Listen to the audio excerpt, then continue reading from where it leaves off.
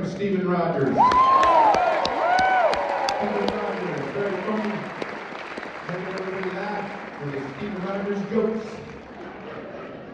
I like Stephen, man. And thank you all for being here. It means a lot to me. I hope the gray hair is not confusing you. I don't know what happened either. COVID hit, I went into hibernation and came out a senior citizen.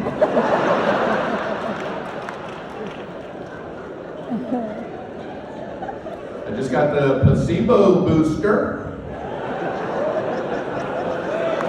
But not the...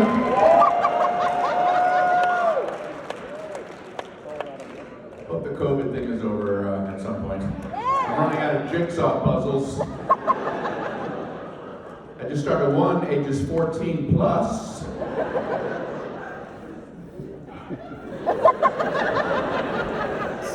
How do they decide the ages that go on the puzzle boxes? Do they do experiments at the jigsaw puzzle factory? Throw different age kids in different rooms, toss the same puzzle in each room? Guys with lab coats and clipboards walking around, looking in the windows? How are the 12-year-olds doing? They can't get the cellophane off the box.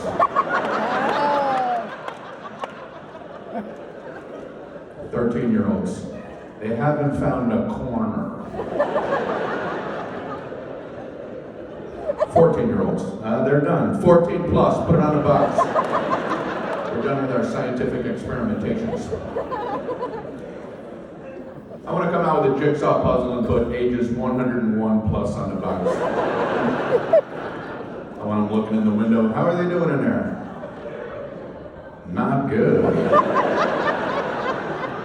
But it ain't got nothing to do with that puzzle. I think Stephen mentioned I have a couple of Netflix things out. You try to say that. Netflix. No, I got. Anyway. You might hear some jokes from them, but I'm trying to do some new stuff. I hope you're cool with that. That's my way of hedging my bets. Now, if something doesn't go well, I put it on you. Hey, you said it was okay. You're blaming me. I love doing this. I've had a lot of jobs. I worked at Wendy's at the drive-thru window. I'll give you an idea how long ago that was. I was there when they first introduced salad. And they gave me a spiel that I had to say, and it caused nothing but confusion, car after car. Oh my I had God. to say it. Welcome to Wendy's, home of garden fresh salad. Can I take your order, please? What?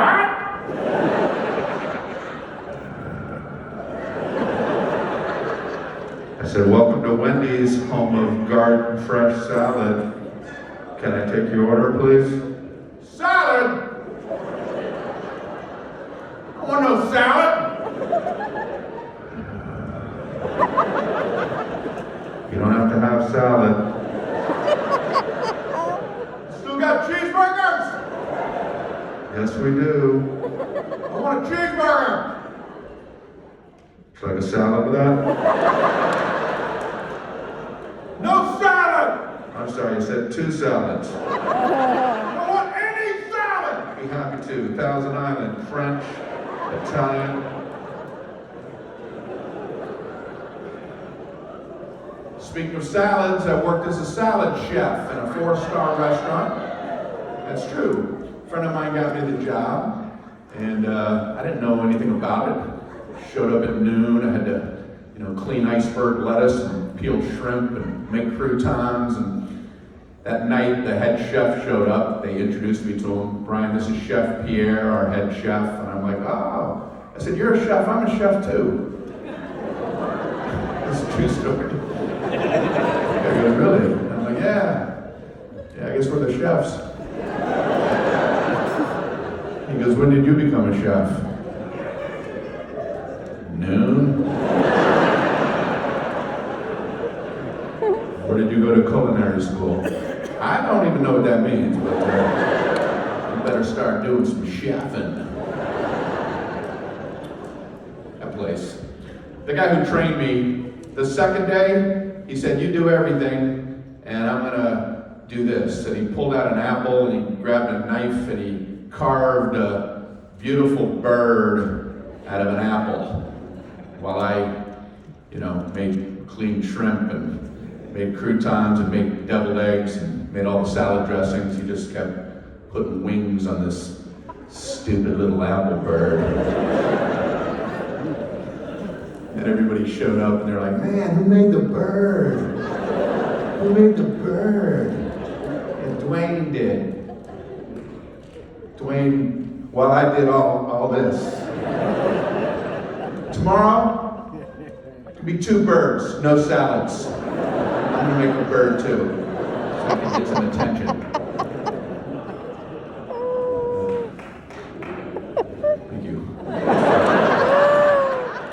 Those new jokes I was telling you about. So.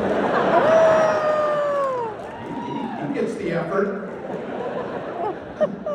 Next joke, I'm just going to make an apple bird. I also worked at the International House of Pancakes as a dishwasher. Sometimes we'd run out of supplies, and the owner would send me to the supermarket. And I felt weird as a 12-year-old kid at the checkout lane with 8 bottles of ketchup, 12 sticks of butter, 19 bottles of pancake syrup. Sometimes the cashier would go, somebody's having a party. What kind of parties do you go to? Where any of this is involved. Welcome to the party. Here's a bottle of ketchup. Get on in here. Here's a stick of butter. Here's a stick of butter. Squirt yourselves with the syrup. Let's get sticky! I did lawn care back when you had to use a rake. Now they got those blowing machines. What are those all about? They should call those now they're your problem machines. I've seen people blow leaves to the property line. All right, I'm done with that task. Good luck.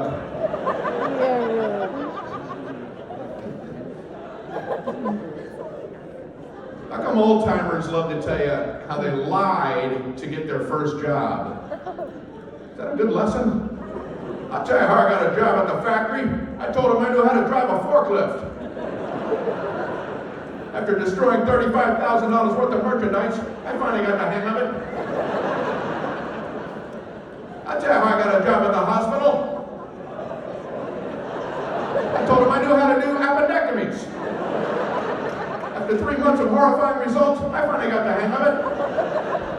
Good lesson, Grandpa. Grew up in Miami, Florida. Went to school down there. My best subject growing up was English. My worst subject, probably geography.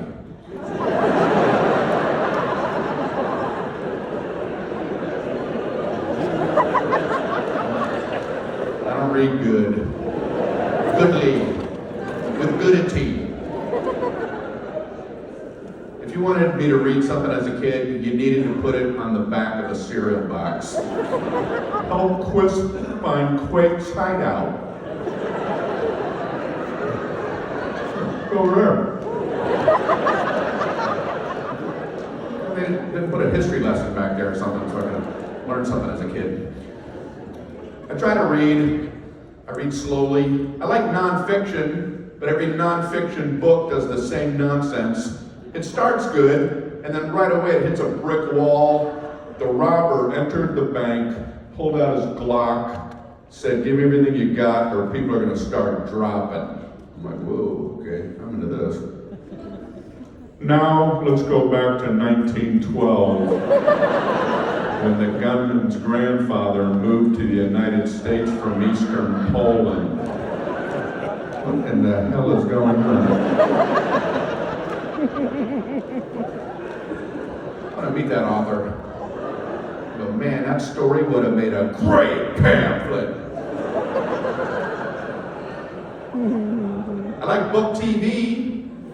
I'd rather just hear the author at the podium hit me with the bullet points. It's better than suffering through reading a book, right? Right?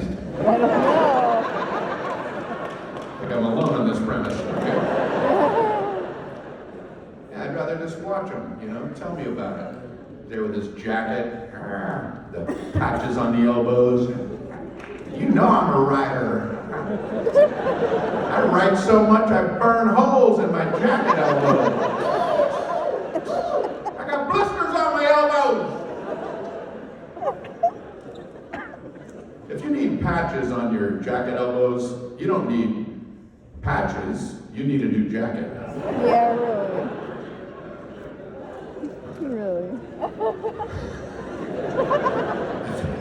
So you really wear that much? All right.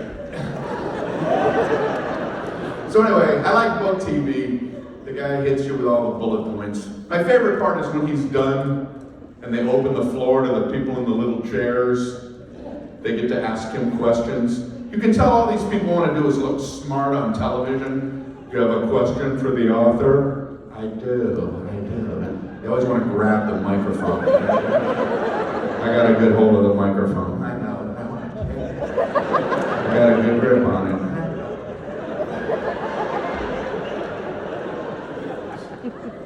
And their question is always about them looking smart. My question for the author is, I notice you have a Kierkegaardian undertone in your writing structure. Is the camera on me? Am I well lit? Anyway, my question is, are you cognizant of your Machiavellian tendencies? Oh, sit down. It's a baby name book. Get out of here. Nobody wants you on this planet.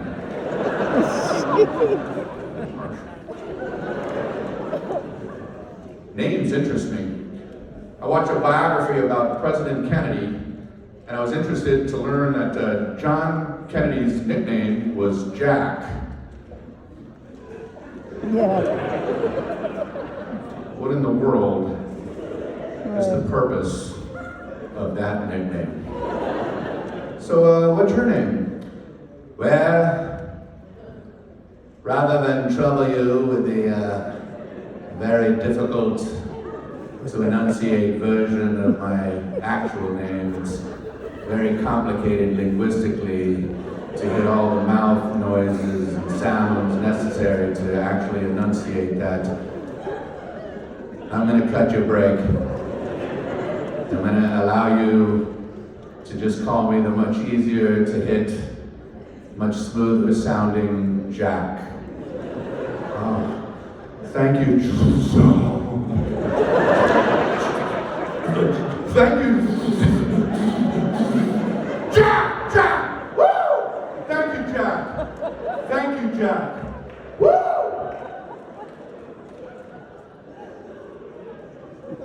My sister's name is Marguerite. So, of course, her nickname is Peggy. No one has been able to figure out why. When we were kids, a new family moved in across the street.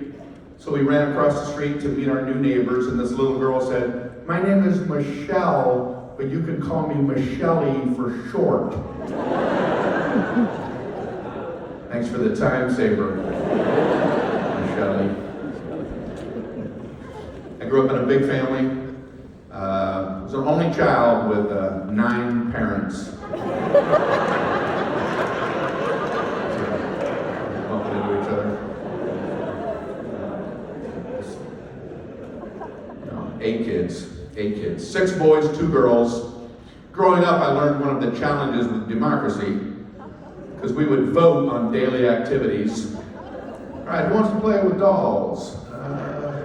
Okay, 2. Football it is, hey.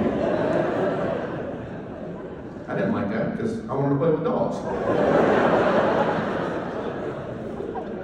I didn't play with dolls until I was older. I have a boy and a girl.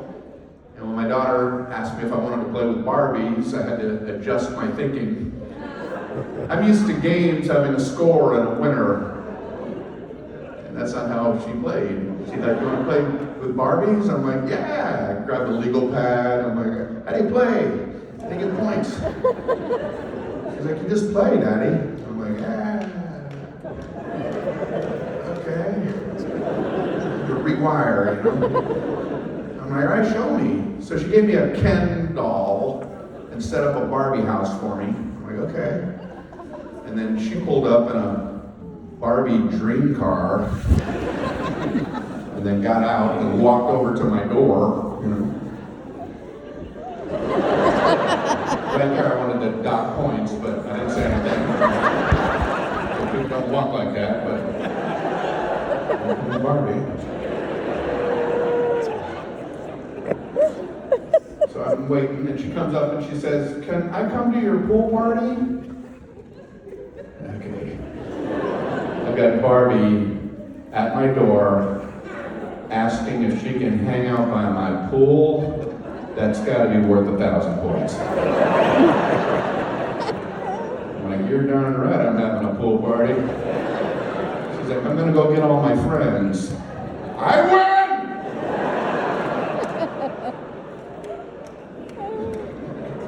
Come back in a Malibu camper full of... Here they come! The water's fine! So, anyway. Actually, 6 boys, 2 girls. If you're from a big family, you know that with your younger siblings, you tease them, torment them, torture them. It's not right, it's just natural. Something happens to you, it's got to go somewhere. I was 4th out of 8. An older brother would come up. Whoa.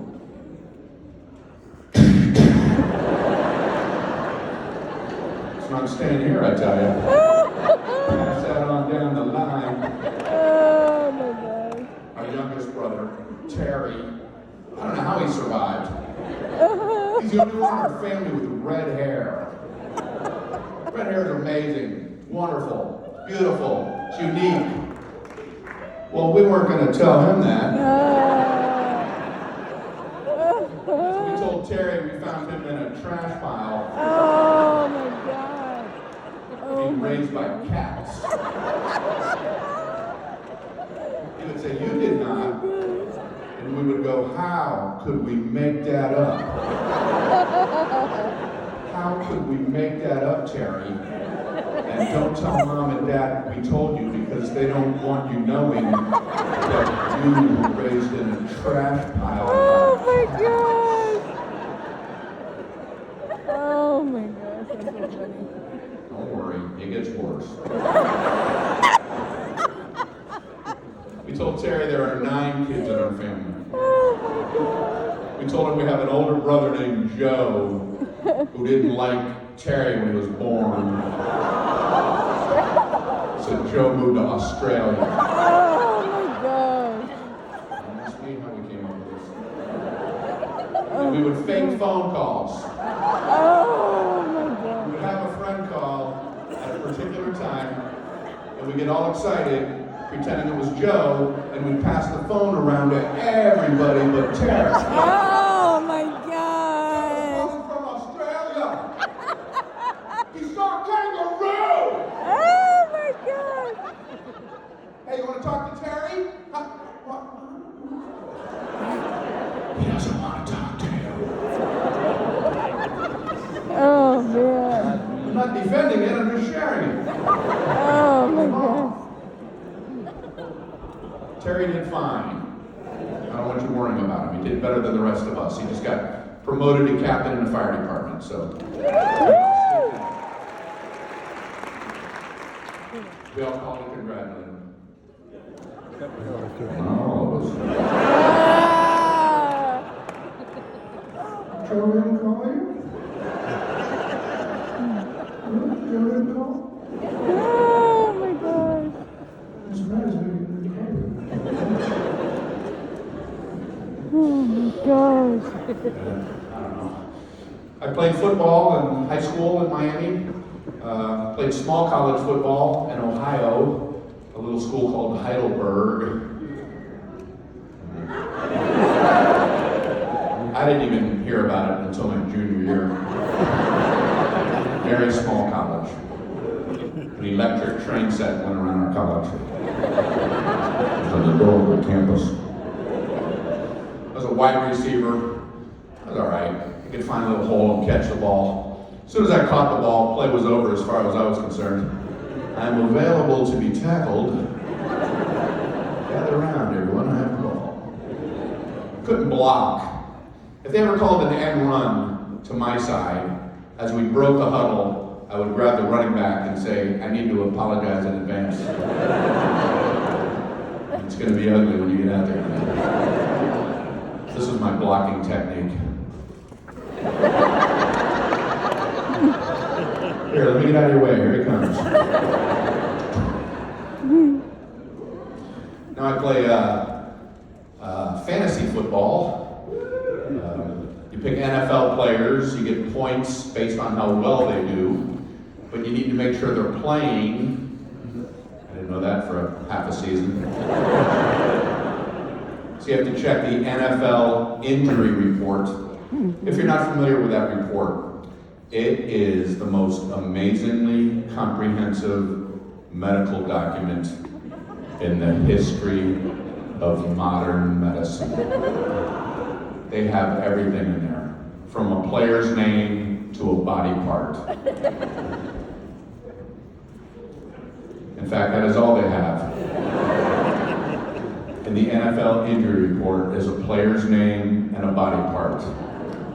End of report. How would you like if you got a diagnosis like that? You're in the examination room, you're nervous, a team of doctors walks in. Thank you for waiting for us. I wanted these doctors to weigh in on what I had hypothesized. You did the EKG, you gave blood and urine, and it's because I wanted the appropriate doctors to weigh in to see if there was a consensus. We had a medical roundtable where we discussed your case. I'm just going to tell you the way it is. You have what we in the medical community refer to as knee.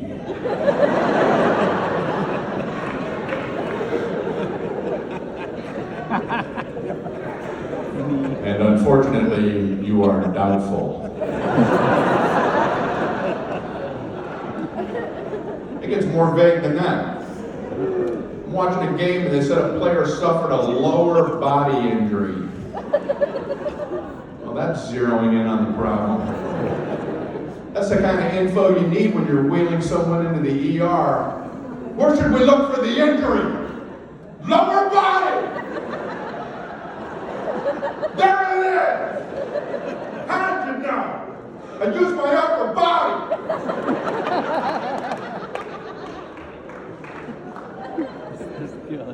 I hurt my knee playing college football. It was bad, man. I couldn't walk. But they would inject me before games with some mystery medicine. One time I asked the doctor, I said, can I ask what's in the needle? And he looked up and said, this is really none of your concern. Oh my God. Didn't mean to overstep my bounds. Asking what you were squirting under my kneecap. Whatever it was amazing. I could immediately run like Bambi. What is in the mystery needle? But hearing sound effects from my knee. Crunch, crunch, crunch. Crunch, crunch, crunch. Crunch, crunch, crunch, crunch, crunch, crunch, crunch, crunch, crunch, crunch, crunch, crunch, crunch. I don't think that's good. I'm not a medical expert. Mr. Crunchy knee. So I quit. And the local radio station asked if I wanted to do color commentary for our football games. So I got into this stuff. I was like, all right. Play-by-play guy talks during the play. Color commentator gives interesting analysis when the play is over. I'll give you an example of my interesting analysis. Play-by-play guy would go, it's 3rd and 5 from the Heidelberg 35. Kendricks takes a snap, hands it off to Rodriguez, pick up a 4, bring up a 4th and 1.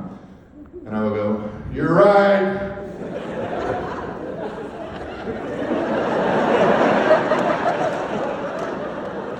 Hey, you left no meat on that bone. I couldn't think of nothing. I would just use what he said as a cheat sheet, try to switch it a little bit. You're right, it was a 3rd and 5 from the Heidelberg 35. And like you say, Kendricks did take the snap and hand it off to Rodriguez. And as you pointed out, it was a pickup before. And I agree, it does bring up a 4th and 1. Look at me like, did we hire an echo? Yeah, really. I like all kinds of sports. I heard Pete Rose is having trouble getting into the Baseball Hall of Fame. What am I not understanding? I went to the Baseball Hall of Fame. When you get about an hour out, they start with the signs. Baseball Hall of Fame, right lane. Baseball Hall of Fame, exit. Baseball Hall of Fame, parking. Baseball Hall of Fame, entrance. How do you not get in there?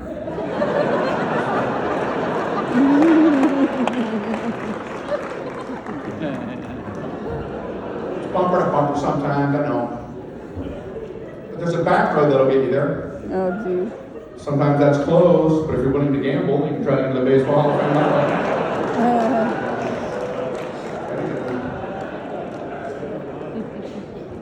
And no dog in the hunt. You know what I don't like about the Baseball Hall of Fame? The whole first ballot nonsense. Isn't it special enough just to get in? I'd like to spend your whole career, you finally get in there, and that's all anybody ever asks you. You're telling your friends and family, hey, you're not going to believe this, but I got into the Baseball Hall of Fame. First ballot.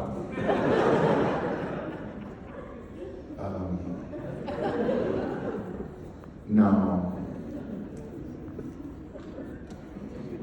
No, it wasn't the first ballot. Some people get in on the first ballot. Yeah, I know. Not me, though.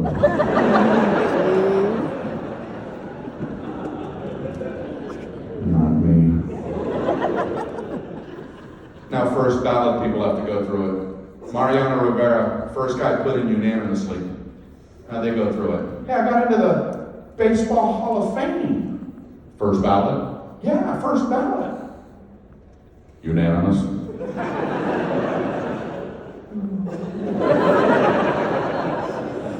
Sure wasn't. In fact, I'm utterly ashamed of myself. I'm utterly ashamed.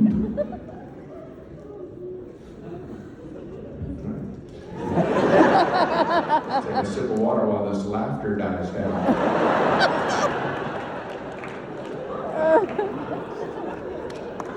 That must be one of the new ones. I like all. I hope you enjoyed that performance piece. Yeah, really.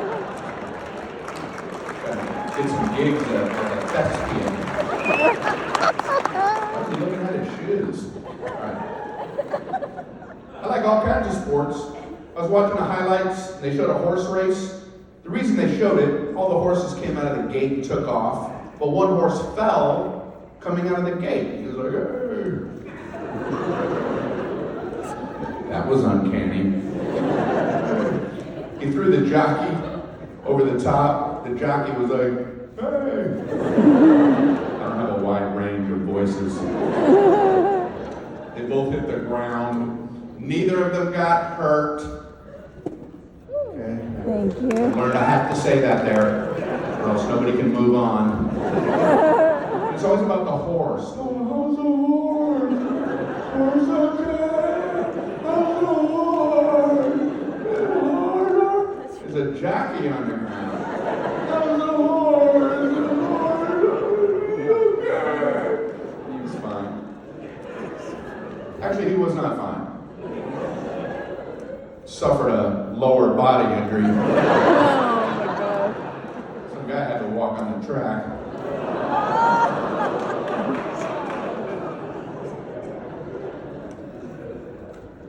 Right on. Walked over to the jockey. How are you feeling? I feel great. I feel terrific. I don't know what happened here, but I know I'm going to be able to work my way through this. Okay.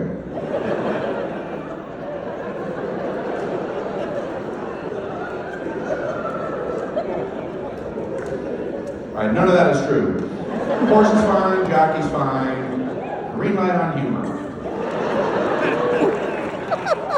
The reason they showed it on the sports is the horse, when it fell, immediately got up and just started running, which I thought was weird. It was like, why would you do that?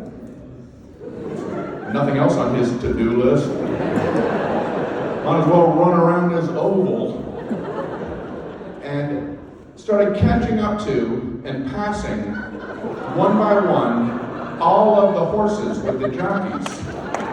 The jockeys must have been like, where's Steve?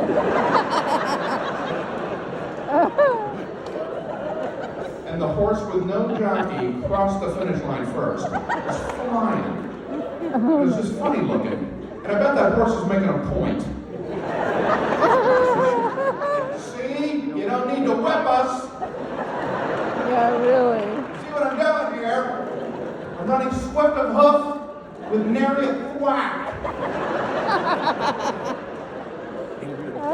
I bet the other horses were in on it. Let them go. Yeah, really. Making a point for them. Thanks, Bubble Gum.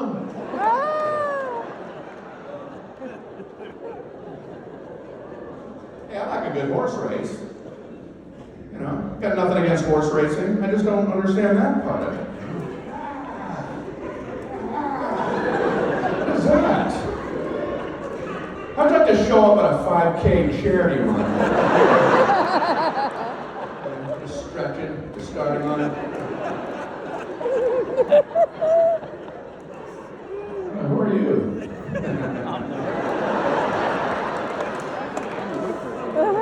I'll tell you who I am.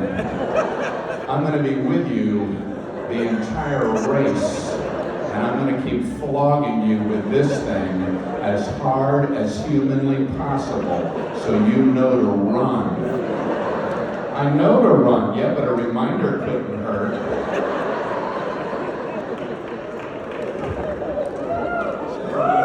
Charity's good, man. If you do charity runs, that's beautiful. If you give to charity, that's wonderful. I just think it would help in the charity world if just one charity somewhere on earth solved the problem.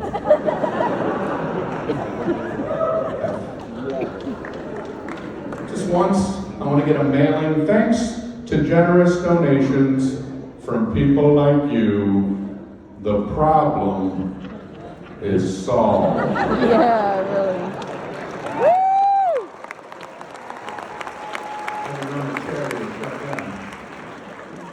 I like getting the mailings. I do. Okay? I don't remember everything I've done. It's nice to open up the mailbox and read, do you remember a while back you were nice enough to send us this amount of money? Oh, maybe. Sure. Well, good news. We were all talking, and we've decided we're going to allow you to give us that amount of money again. Honey, great news. Remember, I was tossing and turning, wondering if there was a limit on how much I could give? I'm allowed to give more! I just got the green light! I'm not taking away how beautiful charity is. It is. It comes in weird ways. I went through the Kentucky Fried Chicken drive-thru. True. And at the intercom, I heard, would you like to donate to World Hunger? I'm just eating big chicken pieces. Salad. To World Hunger?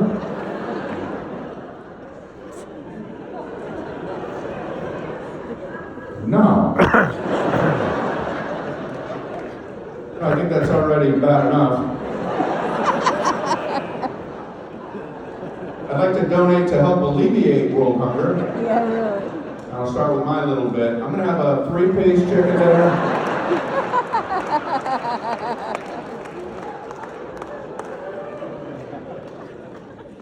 I'm trying to learn more about money, you know. to get into some different things. I have like a dictionary store or something. Should never use the word things, especially when you're on stage in front of a bunch of people. Anyway, this next thing, a little joke for me in my head.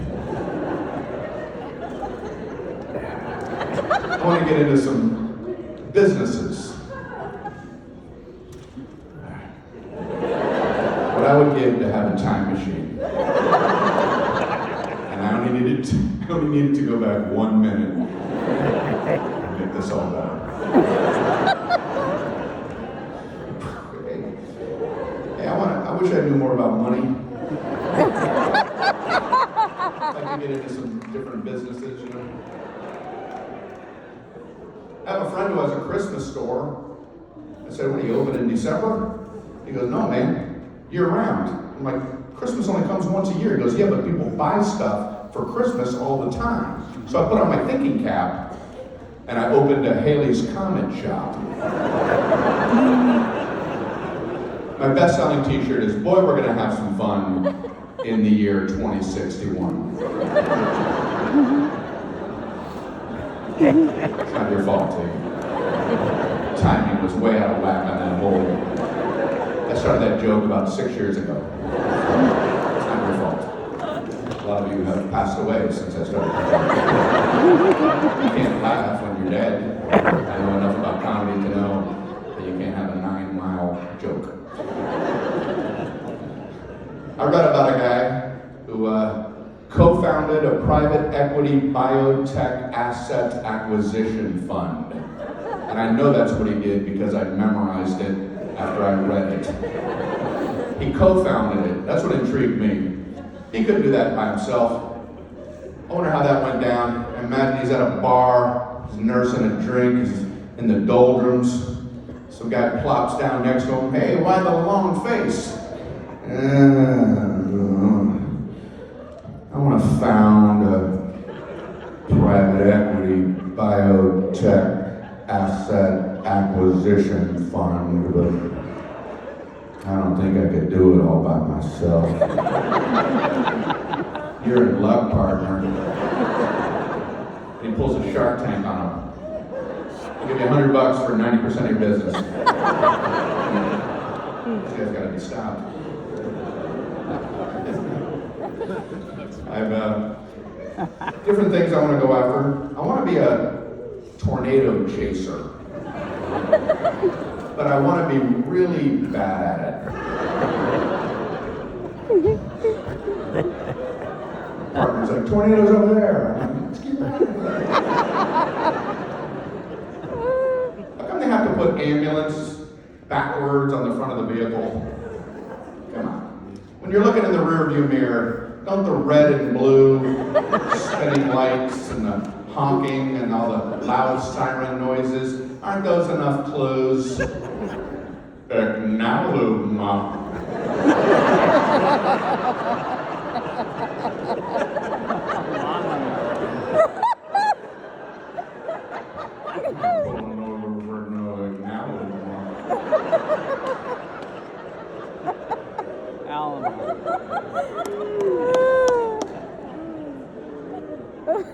I've driven all over this country. I think it's kind of lame when a city calls itself a gateway. Listen, if the only thing you have going for yourself is that you happen to be on the way to someplace nicer, should you really be touting that? Welcome to Crudville, gateway to Happy Town. Let's step on the gas. I had to cancel a car rental reservation recently. I called, the guy goes, "You're calling within 24 hours, so we have to charge you for a day." I'm like, darn it. Okay. I said, "Hey, am I allowed to change the reservation?" "Yeah, sure, why not?"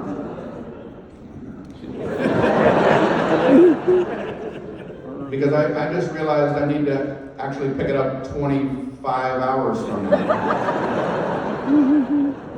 All right, I just changed it. Yeah, I'd like to cancel it.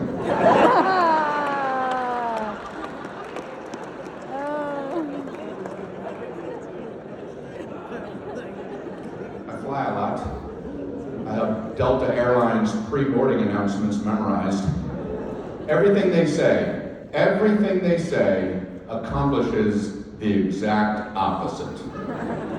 Wherever they came up with it, whatever building, no one has ever actually been to a gate to see what actually happens. Ladies and gentlemen, we're gonna start our boarding process in about 20 minutes, so we're gonna ask everyone to please remain seated. Everybody goes, we better get up, we better stand up. We're saying that for some reason, everybody get up, everybody up. What are you sitting for? Get up. Did you hear him? Everybody get up. Okay, we're actually gonna start our boarding process, so please stay clear of the boarding lanes. We better muscle up to these boarding lanes. Everybody, push and shove, elbow and squish, all of us, simultaneously.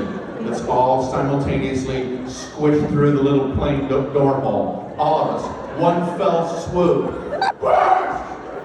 Push and shove! Push and shove! It's fun to fly every week. Oh my God.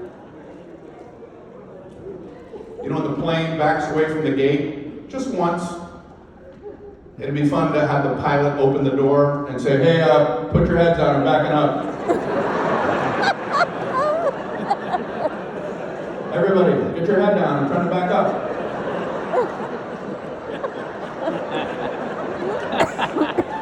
Oh my God. You know when you sit in the emergency exit row seat and agree to save everyone? How come when the flight is over, no one thanks you? It's pretty amazing what you might have done. You think someone would take note of it on the way out? Hey, I heard what went down before takeoff. Unbelievable. The fact that you were willing to put your life on the line to save me, my family, and all the other souls on this plane is one of the greatest gifts a human can offer to another. Thank you from the bottom of my heart. No, nothing. Just a backpack to the back of the head. I was an almost responder!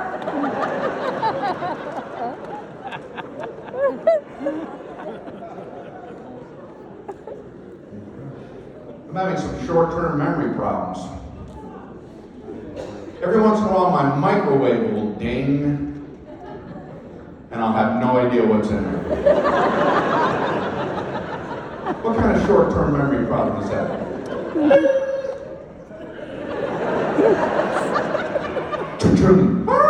Macaroni and cheese! And I like that. I like checking the mystery box. Oh my gosh. Terrible memory. Every once in a while, my microwave will ding.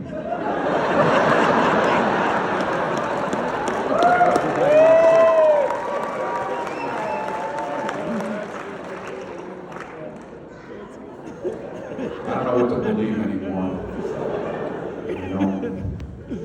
I know I don't believe in reincarnation anymore. I used to, back when I was John Quincy Adams. I'm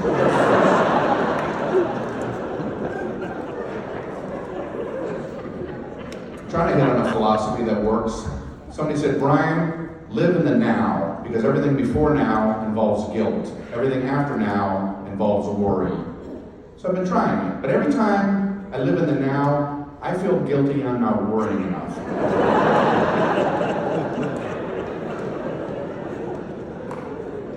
All right, here's a joke. They say the definition of insanity is trying the same thing over and over again and expecting a different result. Right? Yes. I've tried that joke 1,000 times, and nobody ever laughed at it!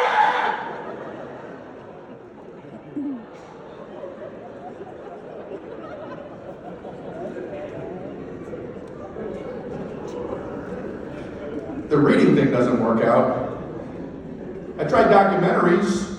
Figure if I sit down in front of a documentary, I might learn something, you know? Come on, knowledge. Come on. I saw a documentary about space exploration. The scientists said they'd know if they build a space probe to explore distant galaxies and shoot it out, that 100 years from now they'll be able to build a better, faster space probe that will catch and pass that first one before it ever gets anywhere.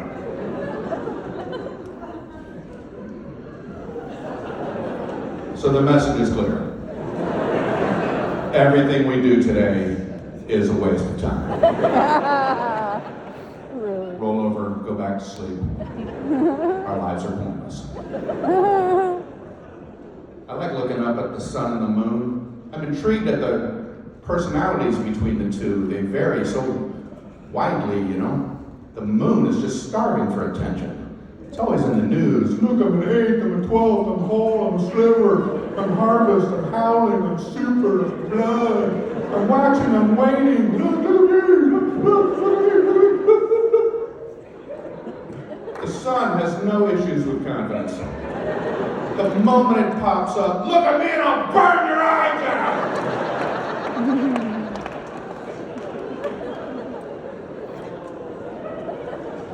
We send rovers up to Mars. They're analyzing rocks. Some scientists think some of the rocks are from volcanoes. Yeah, okay. If they expect me to believe that volcanoes blew rocks all the way to Mars. Even Vesuvius in its heyday didn't have that kind of oomph. We have rovers on Mars looking for water, wheeling all around Mars looking for water. I'm gonna bring the scientists over to my kitchen sink. Look what I discovered.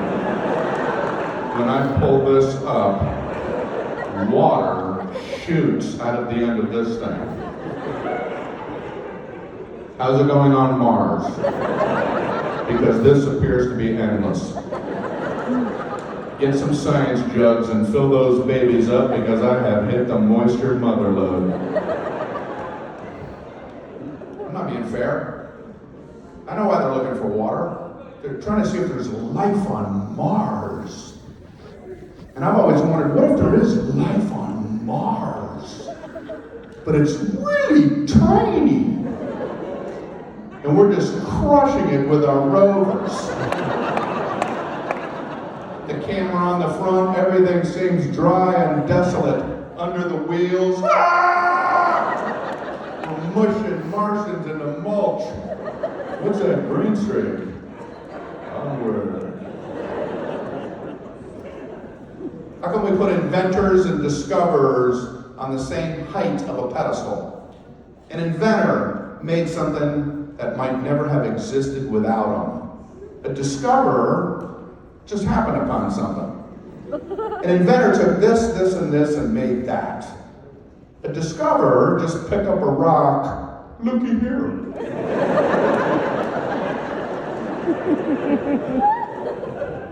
Balboa is credited with discovering the Pacific Ocean.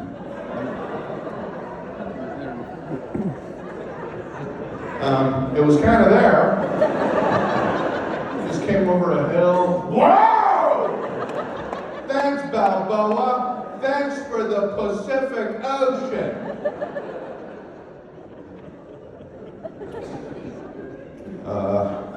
When Alexander Graham Bell invented the telephone, they said the first words said over the telephone were, "Watson, come here, I want you." Don't believe it. The first words over the telephone had to be, "Hello?" Then maybe, "Watson, come here, I want you." Who is this? It's me, Professor Bell. I'm on the other side of the lab. Turn your head, Watson. We've been working on this. Watson. Just turn, Watson. Hang on, I'm getting another call. walks in, come here, I want you. That's what he came up with? I wonder if he knew the magnitude of the moment. I wonder if he tried to come up with something more noteworthy, you know? He's there with his big feather pen. We are at the dawn of a new era in human community.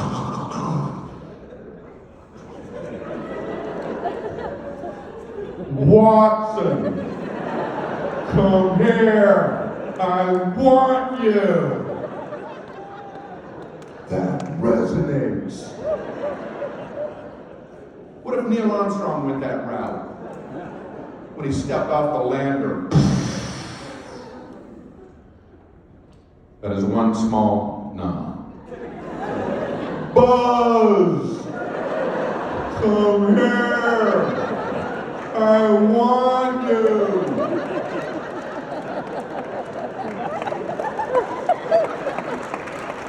Now we're playing on the moon. Communication has come a long way. The emoticons are confusing me. If they're supposed to be helping with communication, they're not working with me. They are of faces I've never seen in the actual human condition. The round head, oval mouth, all the teeth are showing. It's not smiling, nor is it frowning. What in the world does that convey? See you Thursday?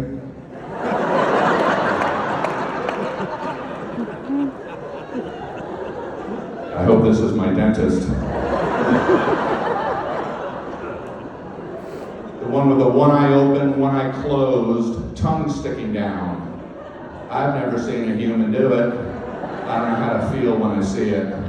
Want to go to a ball game this weekend? Not if that's how you behave in public.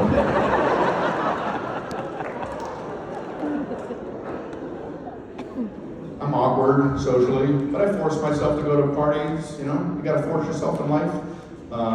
But there are things people do that bother me. You know, I don't like when somebody pronounces a word differently than everybody else to try to sound smart.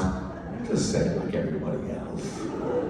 At this party, I walk up to a group of strangers. First thing I hear from this guy is, another thing about Genghis Khan.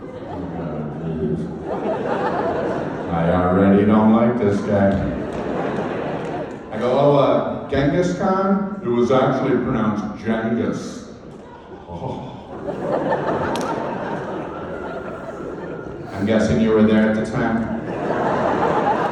You and the Jeng man pounding around town? So I wanted to sound smart. So I was like, oh, Genghis Khan, the Mongolian emperor. Wasn't he the conqueror of China?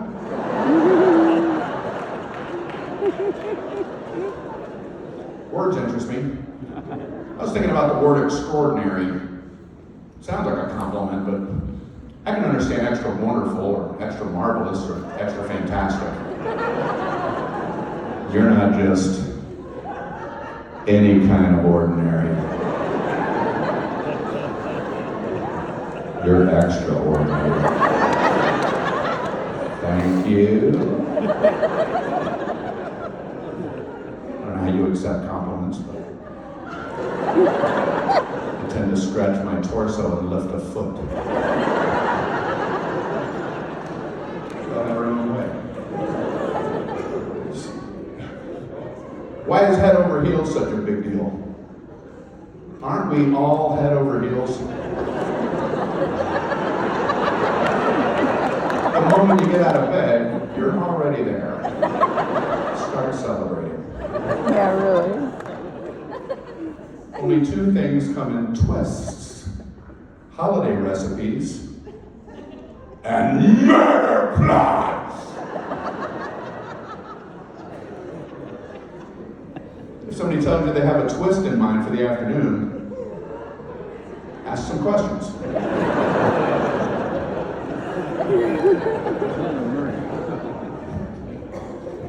No, crime does not pay. I think it's important we get that out there. It's an important motto in our society, and I always like to stress it wherever I go. Crime does not pay. Put that in your memo pads. I just find that motto so unbelievably selfish. Crime does not pay? That's why we shouldn't do it? Do you do crime? Oh, well, I love crime. I love almost everything about crime. Crime is fantastic. You don't have to sell me on that side of the equation. The reason that I don't do crime, and I've crunched the numbers, it doesn't pay! Sure, if it paid, I'd be doing crime left and right. But crime doesn't pay, so that's why I don't do crime. Another crime motto, even more bizarre. Don't do the crime if you can't do the time. Wow. I'm intrigued that the motto isn't don't do the crime, because that would be wrong. Don't that cover all the bases? You have to make it a choice between two selfish options. Oh, that crime? I want to do it. That's a great crime. I want to do that crime. The problem, though, with that particular crime, it's 15 years in the federal penitentiary. I don't have the time. I wish I could, but I have a family and dreams. I don't have enough time to do that crime.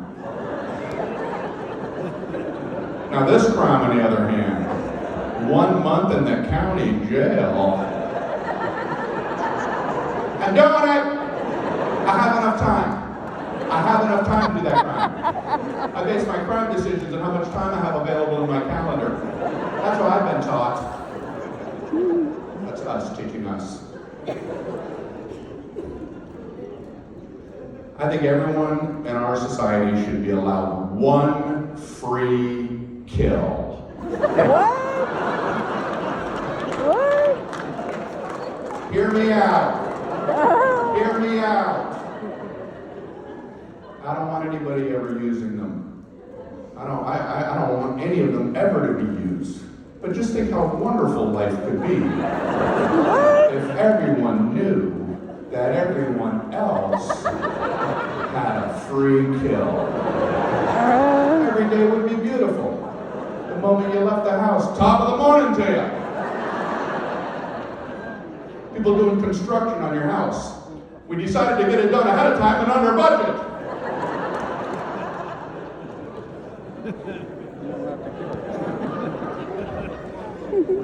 I saw something interesting on social media today.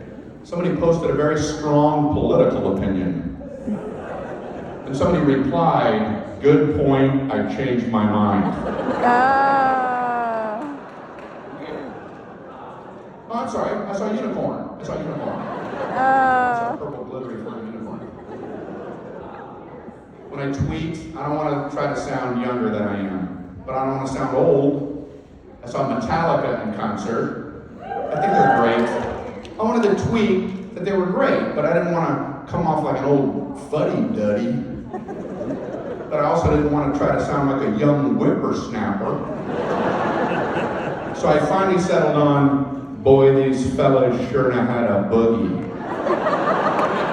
And you guys have been really nice, man. Thank you very much.